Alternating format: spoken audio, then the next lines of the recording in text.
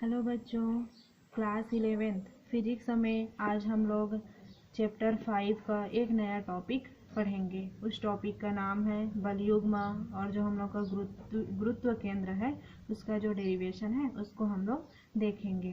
तो पहले हम लोग देखते हैं बलयुग्म को कि बलयुग्म हम लोग का होता क्या है, उसके टाइप क्या है, उसके डेफिनेशन क्या है, उसको हम लोग देखते हैं।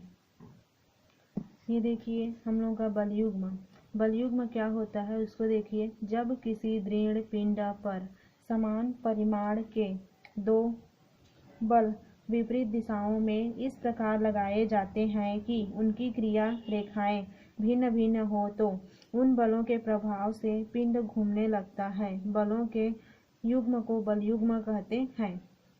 देखिए हम लोग का एक पिंड है तो इसमें दोनों साइड से बल लगेंगे। मान के चलिए कि ये हम लोग का पिंड है, इसमें दोनों साइड से बल लग रहे हैं। ठीक है, ये इस साइड से, ये इस साइड से, तो ये दोनों बल एक दूसरे के विपरीत हैं लेकिन एक पिंड पे ही लग रहे हैं। तो इन दोनों बलों के कारण जब पिंड घूमने लगता है तो इन दोनों बलों का जो युग्म है उसको हम लोग क्या कहेंगे? बलयुग्म कहते हैं। ठीक है, एक बार और डेफिनेशन को देखिए। जब किसी दृढ़ पिंड पर समान परिमाण के दो बल विपरीत दिशा में इस प्रकार लगाए जाते हैं कि उनकी क्रिया रेखाएं भिन्न भिन्न हो तो उन बलों के प्रभाव से पिंड घूमने लगता है। बलों के युग्म को बलयुग्म कहते हैं। अब देखिए, इस प्रकार दो बल बलयुग्म का निर्माण करते हैं। यदि जो इसमें बल लग रहा है वो बल दो बलयुग्म का निर्माण करते हैं। पहला क्या है? दोनों बलों के परिमाण बराबर हों। ठीक है, दूसरा क्या है? दोनों बलों की दिशाएं विपरीत हो। ठीक है, फिर तीसरा क्या है? दोनों बलों की क्रिया रेखाएं भिन्न भिन्न हो। यदि दोनों बलों की क्रिया रेखाएं एक ही हो तो दोनों बल एक दूसरे को निरस्त कर देंगे, अतः उनके प्रभाव से वस्तु घूम नहीं पाएगा। तो बलयुग्म आप लोगों को समझ आया होगा। एक पिंड है, उसमें दोनों, उसके लेफ्ट और राइट दोनों साइड से बल लग रहे हैं, तो दोनों बल एक दूसरे के विपरीत होंगे और इन दोनों बलों के युग्म के कारण वो पिंड घूमने लगता है। तो इस बलों के युग्म को ही हम लोग क्या कहते हैं? बलयुग्म कहते हैं। अब देखिए बलयुग्म के एग्जाम्पल। नली की टोटी को खोलते और बंद करते समय, ठीक है, ताला को चाबी से खोलते और बंद करते समय, पेन के ढक्कन को लगाते और खोलते समय, शीशी के ढक्कन को खोलते और बंद करते समय हम उंगलियां से बलयुग्म लगाते हैं। यह इसका एक एग्जाम्पल। दूसरा देखिए, पेन या पेंसिल को हथेलियों के बीच रखकर हथेलियों को विपरीत दिशा में चलाने पर पेन या पेंसिल घूमने लगते हैं। ये हो गया।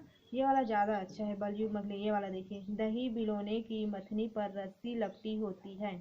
आप लोग देखे होंगे इसको कि जो दही बिलोने की जो मथनी पर रस्सी लपटी होती है, उस रस्सी के सिरों को हाथों से पकड़कर विपरीत दिशा में चलाने पर मथनी घूमने लगता है और हम लोग को दही प्राप्त हो जाता है। ठीक है, ये तो हो गया हम लोग का बलयुग्म। अब बलयुग्म का आघूर्ण क्या होता है उसको देखते हैं।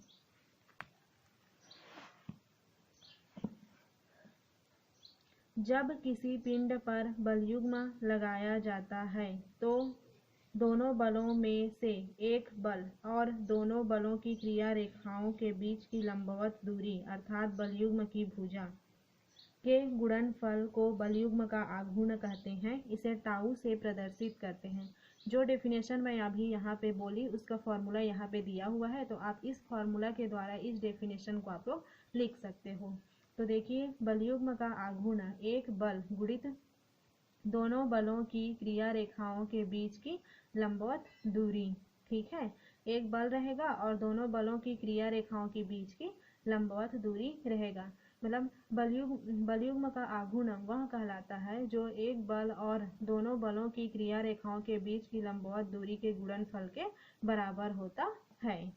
इसमें देखिए हम लोग का बलयुग्म का आघूर्ण, इसको हम लोग टाउ से प्रदर्शित करते हैं, तो यहाँ पे टाउ लिखा है। एक बल तो उसको हम लोग एफ लेते हैं और बीच की लंबवत दूरी को हम लोग डी लेते हैं। आप लोग ज़्यादा करके एसआई मात्रक, विमीय सूत्र, प्रकृति, ये चीज़ याद रखिएगा। इसका एसआई मात्रक क्या है? न्यूटन मीटर है। बलयुग्म के आघूर्ण का विमीय सूत्र दिया हुआ है ml का स्क्वायर t का पावर -2 है। अब प्रकृति क्या है, यह सदिश राशि है। प्रकृति में पूछता है कि वो सदिश है या अदिश करके। अब देखिए बलयुग्म के आघूर्ण के प्रकार। जो बलयुग्म का आघूर्ण होता है वह दो प्रकार का होता है।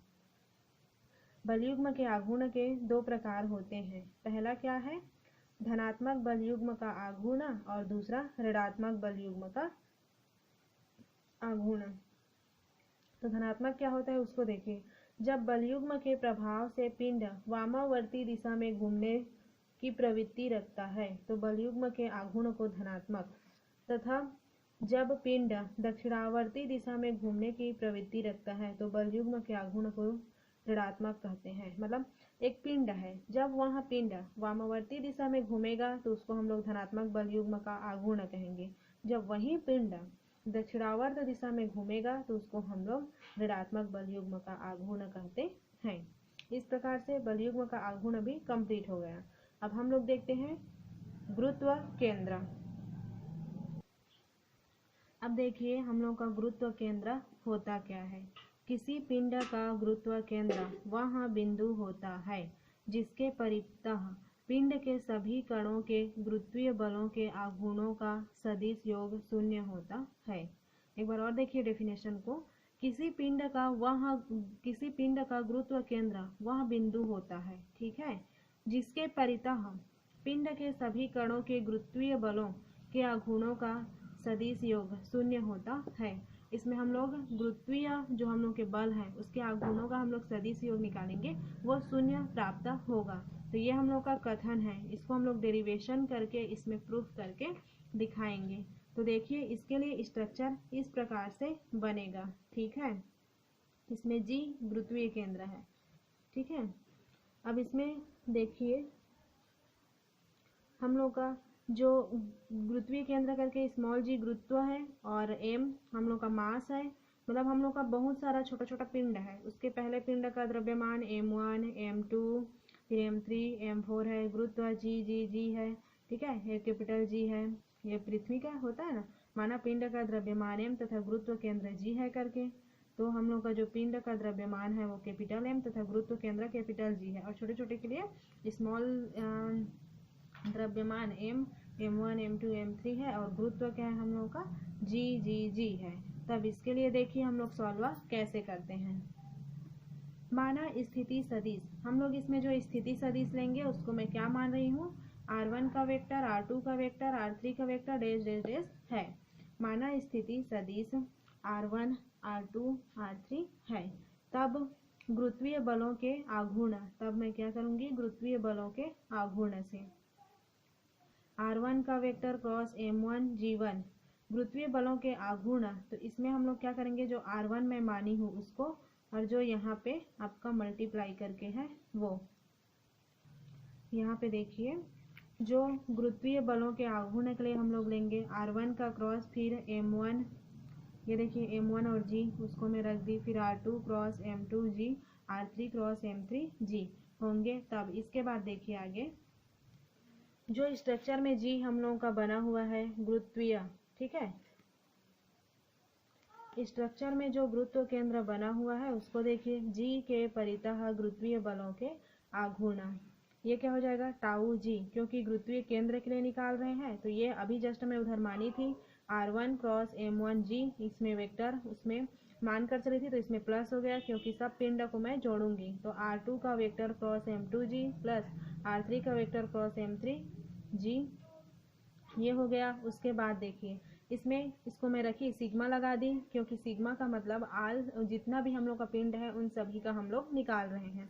इसमें भी सिग्मा, तो यहाँ पे देखिए r, यहाँ पे मेरा i हो गया, क्योंकि i इसलिए मानी जब मैं i का मान एक बार 1 रखूंगी तो यहाँ पे भी 1 1 हो जाएगा। देखिए 2 रखूंगी तो 2 वाला टर्म भी प्राप्त हो जाएगा। जब मैं i का मान 3 रखूंगी तो ये 3 3 वाला भी टर्म प्राप्त हो जाएगा। तो इसको सिग्मा करके इस प्रकार से लिख सकते हैं। अब देखिए इस प्रकार जी पिंड का गुरुत्वीय केंद्र होगा यदि इतना और इतना इक्वल टू मैं क्या लूंगी 0, ये वाला कंडीशन देखिए। इस प्रकार जी पिंड का गुरुत्व केंद्र होगा यदि, जब ये सब क्या होंगे 0 के इक्वल होंगे। जी समस्त कणों के लिए एक समान होता है, अतः जो मेरा MI और RI है उसको मैं क्या ले ली 0। तो यही हम लोग को ज्ञात करना था। गुरुत्वीय बलों के सदिशों का योग 0 होता है बोला था, तो ये हम लोग का 0 हो गया। इस प्रकार से ये टॉपिक कंप्लीट होता है। आई होप आप लोगों को समझ होगा, आप लोगों को समझ आया होगा। तो आज के वीडियो में बस इतना ही रखते हैं। Thank you.